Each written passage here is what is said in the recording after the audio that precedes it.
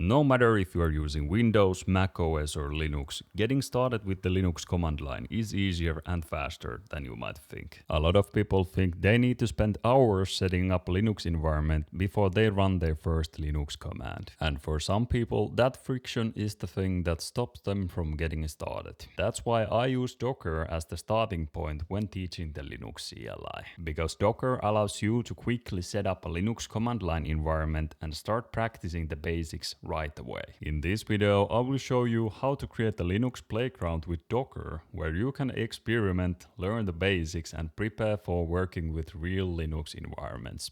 Okay, here's what Docker actually gives you. Even if Linux isn't your main operating system, the CLI inside these containers works just like a Linux shell for the kinds of commands you will be learning. And if you don't know what container is, it's basically a small, isolated environment that runs on your computer without replacing your current operating system.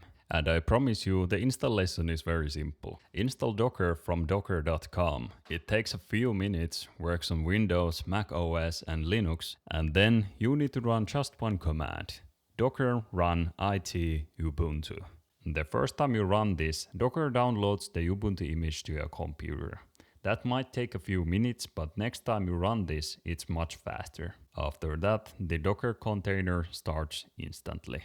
Once you are inside the Ubuntu container, you can run ls command and see that the basic file system is already set up, including directories like home, so you can start exploring it right away. If you want to practice or recreate a specific scenario, you can freely create files and folders without worrying about damaging your computer. And that's exactly what I do in my own videos. But here's the thing though. As you learn Linux commands in this environment, you are also silently learning Docker. And that's not a small thing.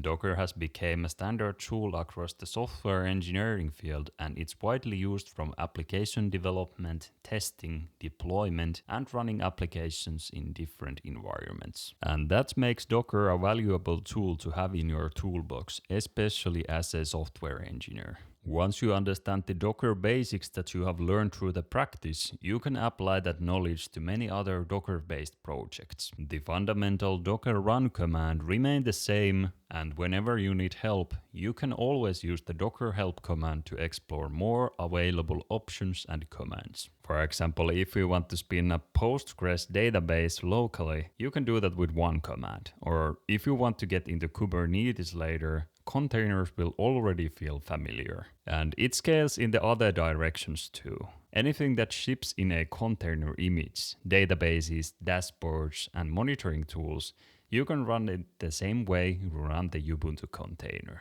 So you are not just learning how to use the terminal, you are building familiarity with how modern software gets built and run on. And that will carry forward a long way. I'm aware that we could use WSL or a VM, but based on my teaching experience, learners come with different skill levels and operating systems.